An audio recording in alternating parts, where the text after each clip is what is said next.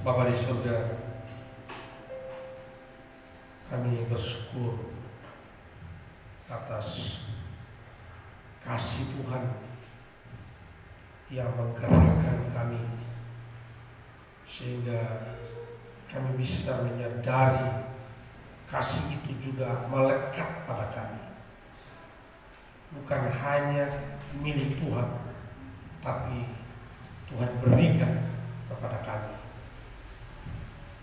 Saya berdoa biarlah di awal tahun ini kami dipengaruhi oleh kasih dan kebaikan, jawaban dari doa kami, kebaikan demi kebaikan juga menjadi bagian utuh dalam hidup kami. Terima kasih Tuhan, kami mau mendengar firman-Mu, pakai hamba-Mu untuk mengkomunikasikan dengan baik dan sederhana. Jemaat Tuhan yang sudah hadir, mereka juga dipersiapkan oleh Tuhan untuk diberkati, menangkap kebenaran firman Tuhan dengan baik. Jika ada hal-hal yang mengganggu untuk kami tidak fokus, kami tolak dalam nama Yesus. Kami siap menikmati berkat Tuhan dari awal sampai akhir dalam nama Yesus. Amin. Amin. Silakan dulu. Oke. Salam Bapak Ibu saudara-saudara. Puji Tuhan, pada hari ini kita sudah masuk di tahun baru, tahun 2023. Dan firman Tuhan yang tadi sudah dibacakan oleh kita sekalian dari Amsal pasal 3 akan menjadi renungan kita bersama pada siang hari ini. Perikop yang diberikan oleh Lembaga Alkitab Indonesia, berkat dari hikmat. Ya, berkat dari hikmat.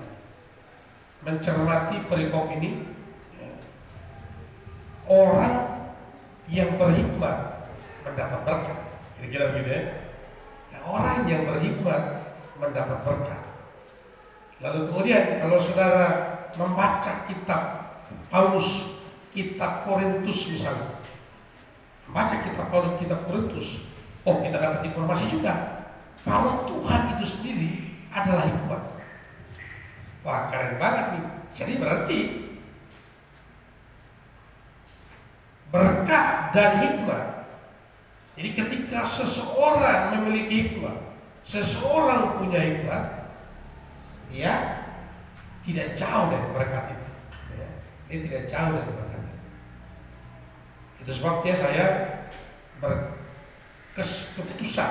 Itu sebabnya saya berkeputusan di hari pertama di tahun ini saya menyampaikan tema buat kita sekalian, yaitu berkat 2023. Bisa kita baca bersama-sama? 2, 3. Berkat 2023. Berkat 2023. Ya, ini akan menjadi tema yang akan kita renungkan bersama-sama dan kita bila perlu kita hafal sepanjang tahun ini. Ya, ayat nasihat ini, ya, nasihat. Kitab Amsal itu, di kitab Amsal itu adalah kitab nasihat. Ada yang mengatakan kalau kitab Amsal itu terdiri dari 31 pasal. Jadi kalau dalam sebulan ada 30 atau 30 hari. Jadi kalau kita membaca satu hari satu pasal, itu berarti dalam satu bulan kita bisa menyelesaikan kitab Amsal. Dan kitab Amsal ini adalah kitab puisi atau kitab nasihat, kitab-kitab yang memberikan inspirasi hikmat kepada kita, saudara-saudara. Ya. Jadi membaca kitab Amsal itu akan menolong sekali bagi saya, bagi saudara-saudara untuk mendapat penguatan. Apalagi kalau yang darah-darah tinggi mungkin boleh baca kitab Amsal. Kenapa? Di dalam kitab Amsal itu nasihat-nasihat itu luar biasa. Jangan kamu bertengkar dengan orang dengan semena-mena.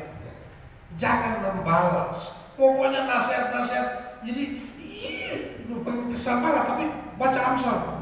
Sabar. Jadi begitu kira-kira membaca kitab Amsal. Kalau bisa sehari satu pasal boleh. Sehari satu pasal boleh. Di grup PBI Jawa Barat, mungkin ada yang di PBI Jawa Barat. Saya lihat Papi juga aktif di grup PBI Jawa Barat. Pak Heri dan juga barangkali ada yang lain, Pak Han, barangkali ada di grup PBI. Di grup PBI Jawa Barat ada seorang PBI dan dia bilang, terima kasih PBI Jonggol sudah menghabiskan membaca Alkitab katanya. Dari saya masih ada sana, saya menggerakkan membaca sehari 2 pasal. Sehari 2 pasal dan 1 kata kunci dari ayat, misalnya atau kata saja atau ayat saja. Jadi PBI kita di grup kita baca 2 pasal tiap hari.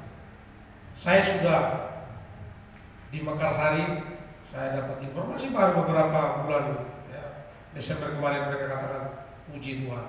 Padahal bacanya udah dari tahun lalu, jauh juga sebelum Desember, hampir 2 tahun kan baru selesai satu kitab. Karena hanya 2 pasal setiap hari. Ya.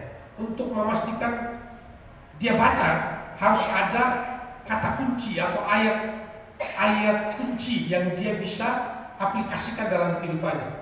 Begitu sederhana. Tapi di awal tahun ini boleh saya tawarkan untuk Amsal aja dulu ya. Kita boleh baca Amsal 1 pasal 1 hari. Ya. Nah, gak ringan-ringan karena orang Mekarsari orang sibuk semua. Saya akan baca ulang, saudara-saudara, sambil saudara menyimaknya ayat yang kelima. Memperhatikan syairnya, kata-katanya, sambil saudara menyimaknya. Bila perlu, tutup mata dan fokus mendengarkan saya membacakannya. Firman Tuhan berkata begini, berkat dan hikmat. Percayalah kepada Tuhan dengan segenap hatimu, dan jangan bersandar pada pengertianmu sendiri. Akuilah dia dalam segala lakumu, maka ia akan meluruskan jalanmu. Janganlah engkau menganggap dirimu sendiri bijak. Takutlah akan Tuhan dan jauh kejahatan. Itulah yang menyembuhkan tubuhmu dan yang menyegarkan tulang-tulang. Muliakanlah Tuhan dengan hartamu dan dengan hasil pertama dari segala penghasilanmu. Maka lumbung-lumbungmu akan diisi penuh sampai melimpah-limpah, dan bejana pemerahanmu akan meluap dengan air buah anggurnya. Luar biasa. Membaca firman Tuhan ini, saya mungkin harus mengajukan satu pertanyaan kepada saudara. Apakah saudara percaya firman Tuhan? Firman Tuhan dia dan amin. Jadi pada saat saudara membaca dan mendengarkan dan ini suatu kebenaran, saudara harus berkata di dalam diri, amin. Ini bukan angin lalu, saudara. Ini bukan sekedar nasihat orang tua kepada anaknya, tapi ini adalah nasihat Tuhan kepada saya dan saudara-saudara. Nasihat Tuhan kepada saya dan saudara-saudara. Tadi malam dalam malam menutup tahun, saya bicara tentang Yeremia 17 ayat 5 sampai dengan ayat yang ke-8. Saudara kalau masih ingat, ayat 5 berkata, terkutuklah orang yang mengandalkan manusia. Orang yang mengandalkan manusia, dia seperti sekam, seperti pohon ditanam di padang dan dia akan menjadi kering. Saudara. Tapi sebaliknya, orang yang takut akan Tuhan, orang yang mengandalkan Tuhan, orang itu diberkati. Diumpamakan seperti apa? Seperti pohon yang ditanam di tepi aliran air, yang menghasilkan buah pada musimnya, yang tidak pernah layu daunnya. Peningkatan pikiran lagi, apa saja yang diperbuatnya berhasil. Kalau lihat peningkatan pikiran, sudah ditanam di tepi aliran air. Dia merampatkan akar-akarnya. Lalu kemudian bukan hanya itu, dia tidak pernah layu daunnya. Bukan hanya seperti itu, saudara. Dia menghasilkan buah, bukan hanya menghasilkan buah. bahkan tidak pernah berhenti menghasilkan buah. Kalau dia berbuah sekali, 2 kali, lalu kemudian mati, ya beda. Tapi ini berbuah dan tidak pernah berhenti menghasilkan buah. Saudara, bayangkan, saudara. Memang saya dan saudara bukan pohon, tapi untuk menjelaskan supaya firman Tuhan itu bisa kena kepada kita, maka Tuhan dengan luar biasa, saudara. Saya kadang-kadang juga berkata begini, Tuhan kok pintar banget ya. Contoh-contohnya itu aplikatif dan sistematis. Ya masa saya bilang Tuhan pintar? Ya dia Tuhan wajar aja kan. Ya, wajar aja kalau memang dia begitu cerdas dan begitu pintar banget. Ya. Jadi dia memberikan semacam analogi, dia memberikan contoh-contoh yang sangat menolong saya dan saudara yang terbatas ini untuk bisa memahami sebuah kebenaran. Nah, dia menggunakan pohon dan kita tahu kalau pohon itu ditanam di tepi aliran air, wah daunnya segar. Pohon itu luar biasa, bergairah dalam hidupnya dan ternyata dia berbuah.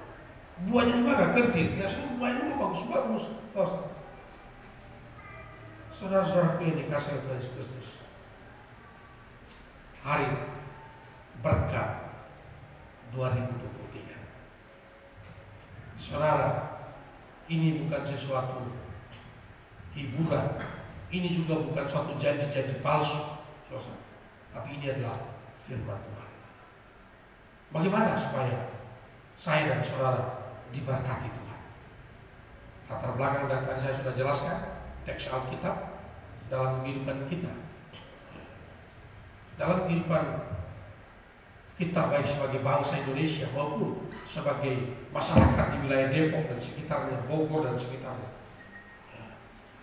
Kita lihat tantangan di lingkungan kita tentu tidak mudah. Tantangan di sekitar kita tentu tidak mudah. Saya kenal beberapa orang-orang baptis yang diberkati Tuhan luar biasa. Selain dari keluarga Makassar, saya lihat mereka diberkati Tuhan luar biasa. Dan ternyata mereka bukan orang yang pasif. Mereka orang pekerja keras. Dan mereka bekerja keras tidak harus juga mereka menunjukkan bahwa mereka mencampur dan sebagainya macam. Tidak juga. Tapi mereka kerja keras dalam pikiran, mereka kerja keras dalam ide, ya. mereka aktif dalam komunikasi. Mereka diberkati Tuhan. Saya lihat usahanya makin maju, usaha makin maju. Nah, saudara-saudara yang dikasih oleh Yesus Kristus, prediksi-prediksi memang, ya, prediksi-prediksi ya, bahwa Indonesia dengan ekonomi yang makin sulit, tapi saya yakin jemaat Mekarsari tidak mengandalkan manusia, kita mengandalkan Tuhan. Amin ya. Caranya gimana? Percaya. Ada kata kunci yang sebenarnya menarik menurut saya untuk saya sharingkan kepada kita. Di ayat yang kelima dia bilang ini, percayalah kepada Tuhan dengan segenap hatimu. Jadi percayanya itu dengan segenap hati. Lalu kemudian dia katakan lagi apa? Akuilah dia dalam segala lakumu. Jadi antara percaya dan mengakui itu juga saya kira sesuatu yang penting untuk kita garis bawahi. Ada orang bilang gini, kalau tanya Angel, kalau iblis percaya Tuhan nggak? Percaya. Ini ketua PKMB, benar, teologinya betul. Iblis juga percaya Tuhan. Tapi susah. Apakah iblis mempercayakan dirinya kepada Tuhan? Nah, ini pertanyaan. Jadi percaya Yesus Tuhan, iblis juga Tuhan katanya juga. Tapi apakah dia mempercayakan dirinya kepada Tuhan? Tidak, susah. Ada banyak orang percaya Tuhan, iya. Tapi apakah orang itu menggantungkan dirinya kepada Tuhan? Apakah orang itu mempercayakan totalitas hidupnya kepada Tuhan? Ini yang disebut oleh Pak Amsal ini. Akuilah dia dalam segala lakumu. Ini berarti saudara, kita bukan hanya berkata di bibir mulut, aku percaya Tuhan, tapi betul-betul hidup kita percayakan kepada Tuhan. Ini dalam bahasa Ibrani yang disebut dengan batak. Batak itu saudara-saudara dalam bentuk kol. Kol itu artinya kata kerja. Jadi dia kalau kata kerja, saudara, berarti ini sebuah tindakan. Makanya saya terjemahkan begini, saudara. Tindakan dari subjek untuk mempercayai sesuatu objek, yaitu Tuhan. Jadi, saudara, batak, betul ya? Saya percaya, tapi ada tindakan mempercayakan diri kepada suatu objek. Objek siapa itu? Itu Tuhan. Karena konteksnya ini adalah Tuhan. Saudara. Kalau itu konteksnya keluarga, beda lagi. Saudara. Jadi kalau istri mempercayai suaminya, yang benar-benar dia harus mempercayai suaminya total juga. Suami juga terhadap istrinya juga demikian, saudara. Tapi lantaran konteks kita ini kitab suci dan nasihat kitab Amsal, saudara, maka saya harus berkata kepada saudara, kalau saya mau diberkati oleh Tuhan, tidak bisa tidak. Saudara dan saya harus percaya kepada Tuhan dan mengakui Dia, artinya menggantungkan, mempercayakan, saudara, mempercayakan diri saudara kepada Tuhan. Mesti begitu, saudara. Inilah yang kemudian kita bisa membantah orang-orang bilang, oh, katanya percaya Tuhan, saya sudah percaya, tapi kok hidup saya kok begini-begini aja. Saya sudah percaya, kok sakit saya kok nggak sembuh-sembuh. Saya sudah percaya, usaha saya kok begini-begini aja. Saudara, coba didiagnosa lagi, coba dikoreksi lagi. Apakah percayanya dia sebatas bibir mulut? Kalau dia percaya, lalu kemudian dia mengakui dia batak, lalu kemudian tindakan dia, total dia, sungguh-sungguh dia menyerahkan kepada Tuhan, berarti seolah-olah dia mau katakan begini. Kalau saya coba kutip Maria kemarin, kalau saya sedang membanggakan Maria bulan Desember ini, Lukas 1:38 ini sangat akrab sekali. Maria, sesungguhnya aku ini adalah hamba Tuhan. Jadilah padaku menurut perkataan. Jadi seolah-olah betul-betul berserah total, saudara. Nah, kalau demikian, saudara, Tuhan akan bertindak. Tuhan akan bertindak. Inilah yang saya titipkan kepada saudara. Kalau saudara dan saya mau diberkati Tuhan 2023, kunci baik-baik, percaya dia. Amin, Bapak Ibu. Percaya dia, batak. Kalau lupa kata percaya, ingat batak. Bahasa Ibrani, batak. Tapi batak tulisannya beda ya. Ya kalau batak K itu ya, itu berarti ini suku batak. Batak. Berarti tindakan mempercayai suatu objek. Objek kita siapa yang kita percaya? Tuhan. Sebenarnya dalam pengembangan pikiran juga perlu ada orang, semua orang beriman, semua orang juga punya Tuhan, tapi harus tanya lagi, dia objek imannya itu kepada Tuhan siapa? Jangan-jangan kepada, kalau kepada katakanlah Siddhartha Gautama, oh bukan. Kalau kepada Muhammad, bukan. Kalau kepada Pak Darwito, bukan juga. Tapi harus kepada siapa? Kepada Tuhan Yesus Kristus, Yahweh Elohim.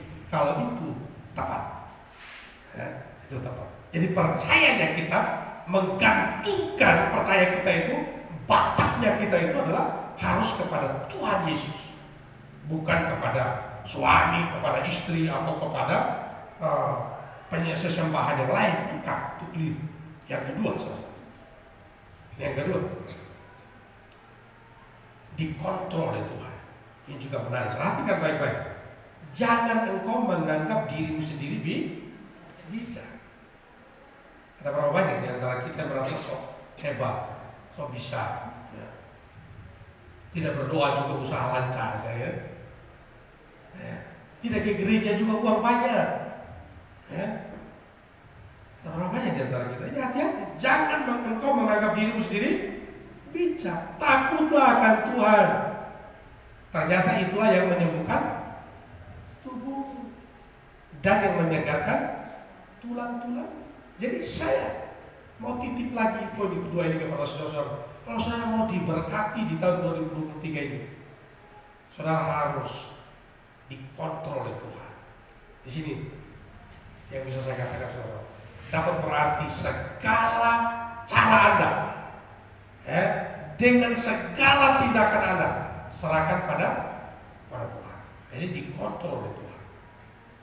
Jadi bukan berarti kita merasa diri saya bisa, saya punya kemampuan, saya punya pendidikan yang memadai, saya punya uang, saya punya modal, saya punya kepintaran. Oh, kalau itu sebatas itu kita bisa habis. Si Anci nggak datang hari ini. Saya juga kaget. Si Anci mahasiswa punya uang 15 juta kan? Saya aja nggak ada. Ya, saksian tadi malam dia taruh uangnya di koperasi 15 juta habis. Iya kan? Ini ibu dia juga barangkali nggak ada 15 juta. Ini bukan menghakimi ibu dia, bukan. Iya. Jadi dia taruh uangnya di koperasi. Bukan saya nggak bilang jangan taruh uang di koperasi, bukan. nanti Papi bilang waduh saya habis kembali. Tapi saudara, saya mau bilang kita harus benar-benar ini berkat dari Tuhan. Berkat dari kita harus mau dikontrol Tuhan, berserah kepada Tuhan. Kadang-kadang apa yang kita anggap jalannya lurus, ternyata belum. Jalannya kita orang yang ini udah bagus, menuju bawah. Pertimbangan manusia udah matang banget, meleset. Pokoknya, saudara-saudara, kunci baik-baik. Kemampuan modal saya, kemampuan saya, kepintaran saya ternyata masih sangat kurang. Dan Tuhan yang paling hebat. Itu dulu aja. Kunci baik-baik, lalu kemudian simpan kuncinya di kantong. Ada jemaat dari Jonggol, namanya Bang Momo, Pak Pendeta. Apa kabar? Baik. Saya pikir ada apa? Mau ajak makan siang kan? Saya boleh tanya kan? Boleh. Saya masih bingung kan? Mengenai Yesus, apakah dia lahir tanggal 25? Apakah Yesus lahir tanggal 25? Wah, ada yang bilang itu kelahiran Dewa Matahari lah pokoknya. Jadi dia tambah bingung. Bayangkan, jemaat bingung gara-gara Yesus ada isu, ada berita mengatakan bahwa tanggal 25 adalah kelahiran Dewa Matahari. Saya bilang kepada Bang Momo, untuk meyakinkan kamu memang sulit, tapi saya mau bilang kepada kamu bahwa Tuhan bekerja secara sistematis dan tidak pernah ada yang kebetulan. Itu aja dulu. Dan kunci baik-baik, simpan kunci itu di lemari, jangan buka lagi.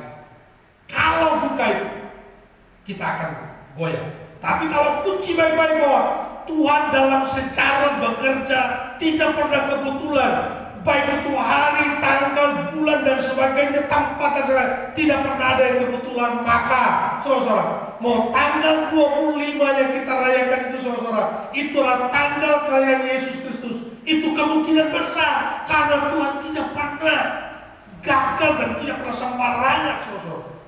Kalau ada orang yang mengatakan itu tanggal kelahiran Dewa Matahari, itu kata orang saudara. Tidak ada yang buktikan juga secara nyata, saudara. Tapi Yesus pernah lahir dalam dunia ini. Yes, saudara. Tanggal 25 adalah tanggal yang dirayakan. Dan itu apakah memang betul kalian Tuhan Yesus? Rayakanlah itu, saudara. Bisa saja tanggal 25 memang dia lahir di tanggal itu karena tidak pernah ada yang kebetulan.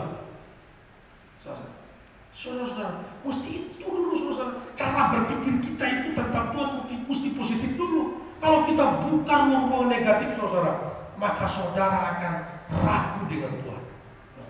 Saudara akan ragu dengan Tuhan. Tapi kalau saudara kunci hal yang positif itu, saudara akan damai menikmati berkat Tuhan. Itu penting sekali, saudara. Penting sekali. Hanya dia bilang, terima kasih Pak Pendeta, saya mendapat jawaban. Jadi kalau hanya gara-gara tanggal 25 dan kamu tidak tidur nyenyak, saudara kehilangan banyak kesempatan. Sudah harusnya bekerja, tapi gara-gara tanggal 25 kamu jadi tidak bekerja. Ya? Begitu. Saudara-saudara, saya mau beri hidup kita dikontrol oleh Tuhan. Amin, Bapak Ibu. Dan yang terakhir, di ayat 8 saya perlu pertegas lagi, ada sedikit kutipan. Mengatakan di ayat 8, perbuatanmu itu akan menjadi seperti obat bagimu yang menyembuhkan badanmu dan yang menyegarkan batin. Ini terjemahan lain yang saya kira perlu juga saya sebutkan. Di sini kan dibilang begini, di ayat 8 itu. Jadi ketika kita takut akan Tuhan, itulah yang menyembuhkan tubuhmu dan yang menyegarkan tulangmu. Tapi dalam terjemahan lain begini, perbuatanmu itu menjadi seperti obat bagimu yang menyembuhkan badan dan yang menyegarkan batin. Ya, positif. Saudara, tadi kami di kelas sekolah minggu ini karena singgung perbuatan, jadi akhirnya saya keluar sedikit di materi sekolah. Tadi kami bahas tentang iman. Ya, bahas tentang iman. Iman kita sebagai orang Kristen. Nah, iman kita, saudara,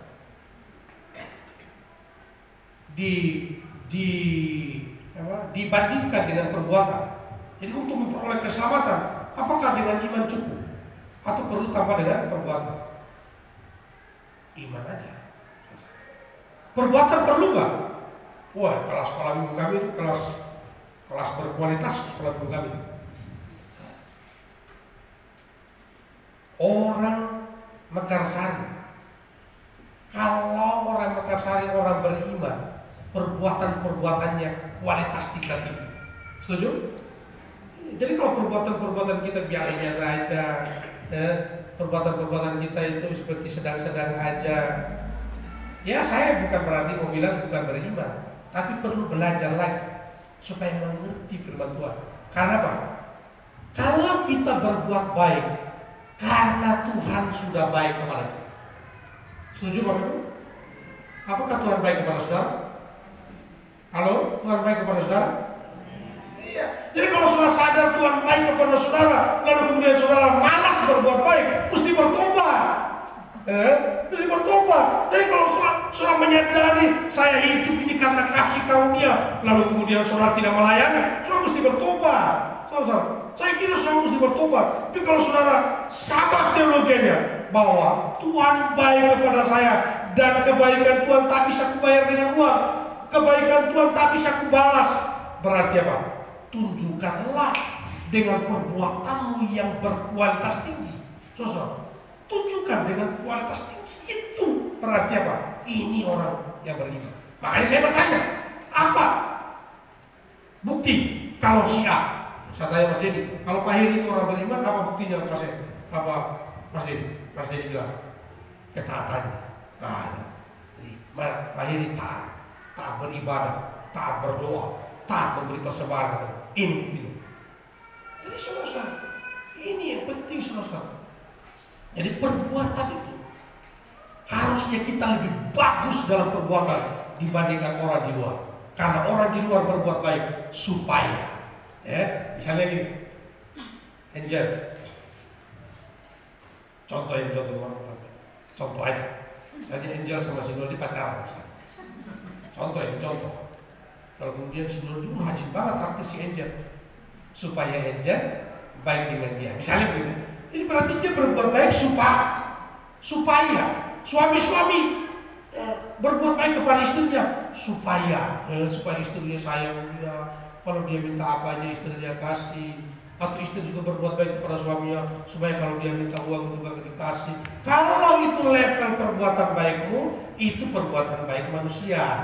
Tapi kalau kita bawa dalam ranah teologi, saudara, kalau kita berbuat baik jangan mengharapkan balasan.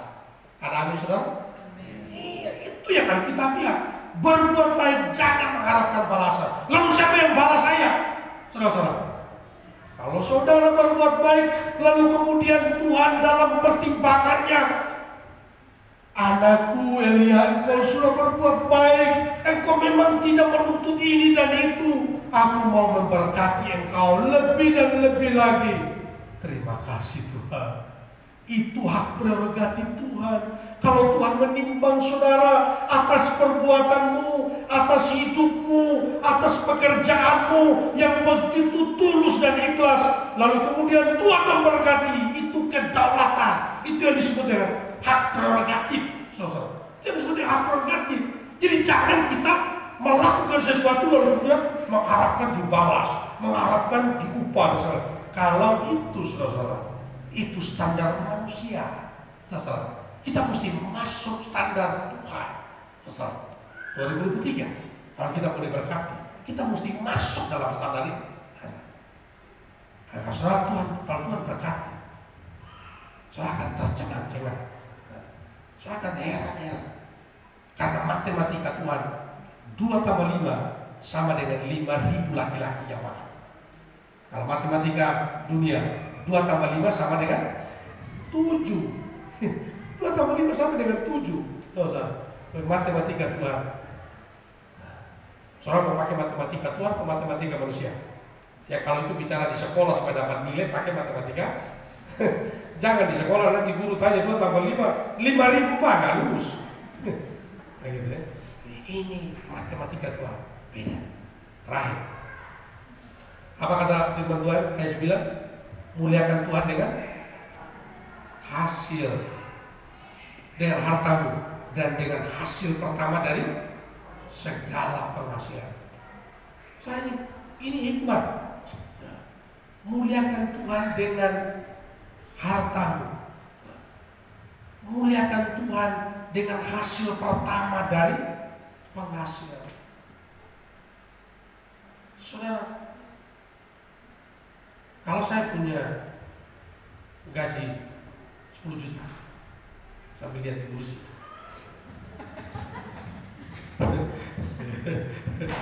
Kalau saya punya gaji 10 juta, apakah itu uang saya atau uang Tuhan?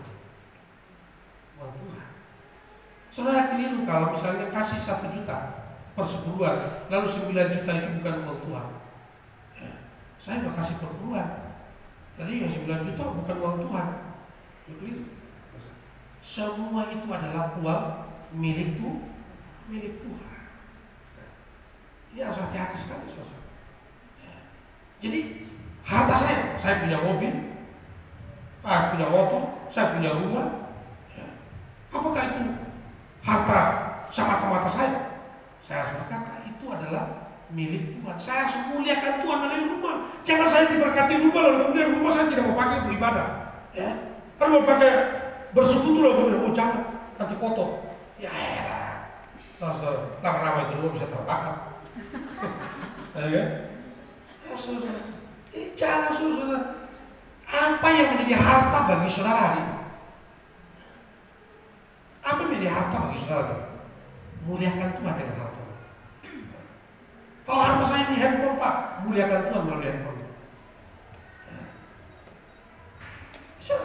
Muliakan Tuhan dengan handphone.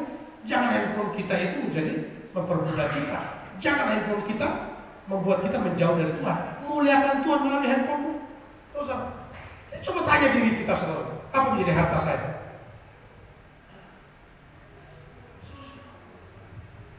Muliakan Tuhan dengan harta.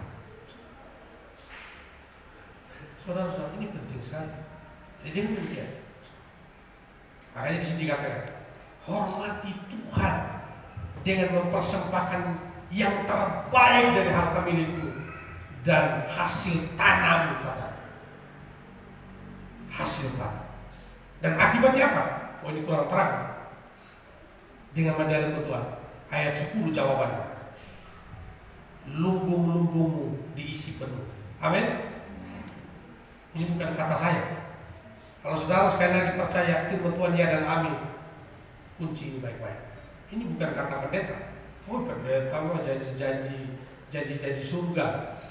Kalau saudara tidak percaya, terserah. Tapi saya sebagai hamba Tuhan, saya kasih tahu. Kalau saudara mengutamakan Tuhan, lumbung-lumbungmu diisi penuh. Yang kedua apa? Sampai melimpah, bukan hanya penuh, sampai melimpah. Kalau ayatnya Papi Lukas itu, sampai Papi bilang gini, digoyang-goyang kan? Ada, digoyang-goyang sampai tumpah keluar, dan bejana pun sampai meluap. Kalau saudara muliakan Tuhan dengan harta, saudara muliakan Tuhan dengan harta, maka alami. Ketika lumbung isi sampai penuh, ketika melimpah, ketika meluap, siapa yang menikmati? Tuhan dimuliakan, tapi saudara yang akan menikmati berkat Tuhan. Saudara yang menikmati. Tapi ada banyak orang. Ada teman saya almarhum Pendeta Fendi. Istri saya masih sempat kenal ya. Teman kuliah. Dia pelayanan di GSJA Pondok Cina. Kami yang lain bawa motor. Ya.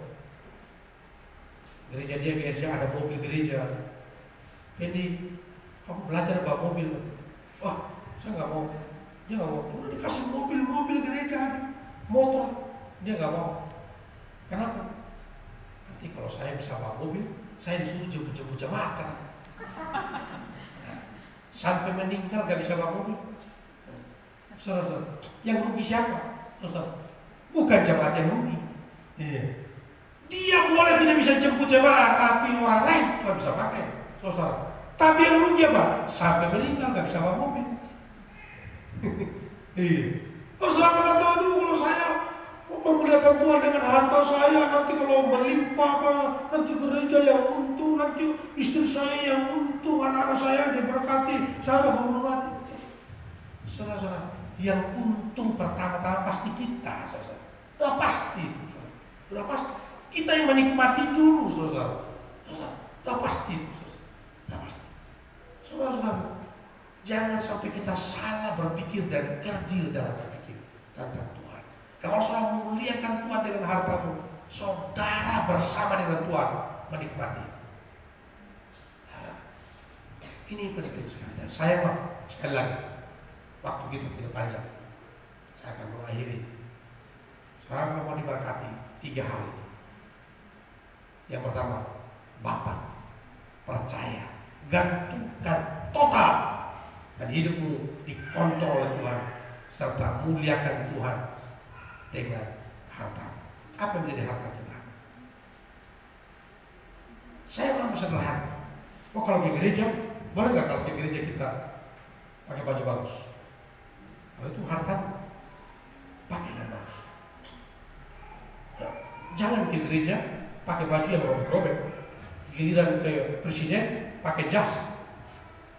Kalau ini harta saya yang terbaik, saya pakai untuk memuliakan Tuhan. Jangan datang ke gereja. Ya. Ini saya tidak bicara uang, saudara. Uang itu nanti lu, tapi bicara. Kalau butuh baju yang terbagus, pakai baju yang terbagus untuk memuliakan Tuhan. Ini penting sekali, saudara. Itu yang disebut dengan memuliakan Tuhan dengan harta. Muliakan Tuhan dengan harta. Jadi ini bukan soal pamer, saudara. Bukan. Bagaimana saudara bisa menghormati Tuhan. Ini penting sekali. Jangan anggap remeh dengan Tuhan. Ini penting sekali. Sebisa saya berusaha melakukan yang terbaik untuk Tuhan. Baik menurut kemampuan saya, hidup saya, penampilan saya. Tuhan Yesus memberkati.